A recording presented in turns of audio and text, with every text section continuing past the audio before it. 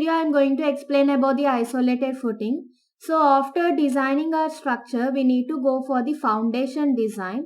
So after foundation design, just go for, you have to include the load cases for which you want to design the foundation there. So right now I'm going to take the load cases and I want to generate the loads in the foundation design. So I'm just going to take these all the 4 loads, include, and click on run start foundation, and it will be automatically redirected to start foundation software here. So just it takes some time to load all the elements there.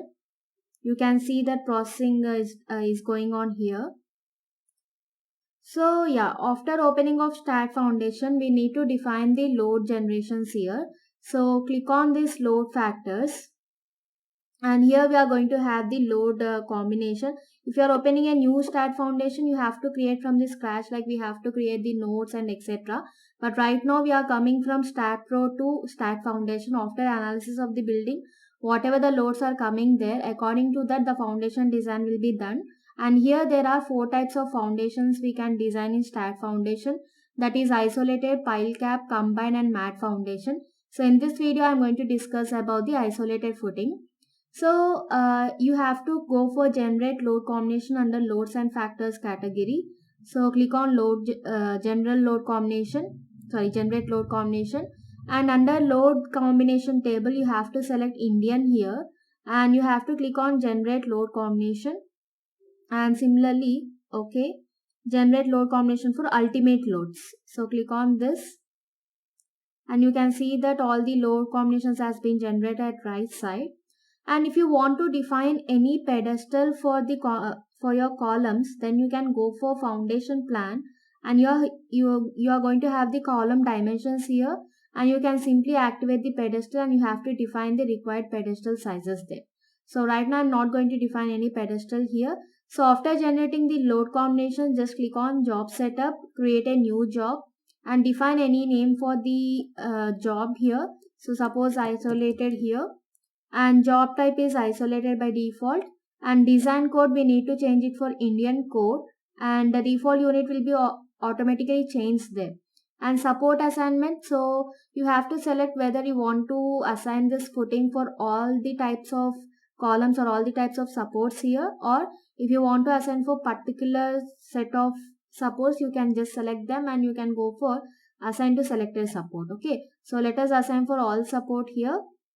And here whatever the combinations we have generated, we got that list here. So simply you can click on this arrow mark to just go down here, and I'm going to include all, and from this list I want to exclude these 4 cases. Just hold the control button and you can exclude them. So click on create job. So an isolated footing job category will be created here, and at the bottom output is showing empty here since we have to do the design now. So for isolated footing job, we need to give the certain parameters required for designing. We have to define the concrete and rebar settings. So whatever the unit weight of concrete, minimum bar spacing and maximum bar spacing, strength of concrete, yield strength of the steel, etc. So you have to define these all the things. If you want to restrain the maximum bar size, you can restrain that one.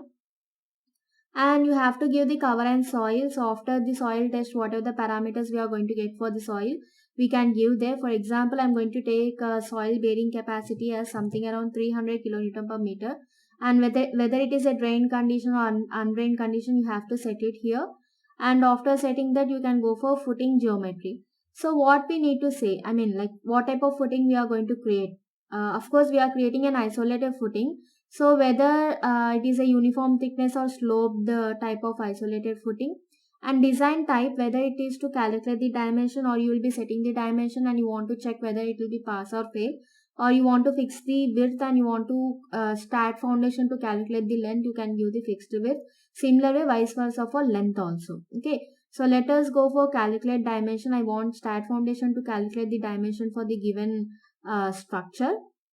So you can fix the minimum and maximum values for length, width, height, etc. And after that, sliding and overturning, whatever the factors you need, you can apply there for factor of safety. And after defining all these parameters, simply you can click on design, and do you want to analyze or design? So click on yes, and automatically the design will be processed here. and you can see that the design is done here. I mean, it's going on here. So after process of design, we are going to get this calculation part, and you can see the tabular format at bottom side. So what are the bars sizes has been provided, etc. It has been shown there. So actually we can set the minimum bar size as 12 if required, but the default size has been taken as 8 mm. You can go for design for isolated footing 1, and you can see the input and output generated here by scrolling down. So first it will be showing the input values which we have given there, and after that we are going to get the output there. So whatever the stress level and applied load for stress levels, and similarly for strength level, okay, and simply whatever the calculations have done, it will be shown here. And you can go for detail and schedule drawing to see the detailed drawing of each and every column, I mean each and every footing there. If you want to see the schedule drawing, you can go for schedule drawing also. So schedule drawing is nothing but you are going to get the bar sizes, like this table will be generated there, and you can go for detailed drawing, and you can click on GA drawing to see the total isolated footing outline. I mean, like you can see that plan view of the footings there. Okay, and if you want to save this in AutoCAD format, just click on save drawing as, and it will be saved to the AutoCAD, and it will be saved in .dwg format. I want to save this in on the desktop, so it will be like vector drawing by default. If you want to rename, you can rename that like ISO and save. So I will open that. So we got the drawing in AutoCAD like this, and if you want to edit any part of this drawing, you can simply edit this one. Okay, so this is all about the isolated footing in STAAD Foundation.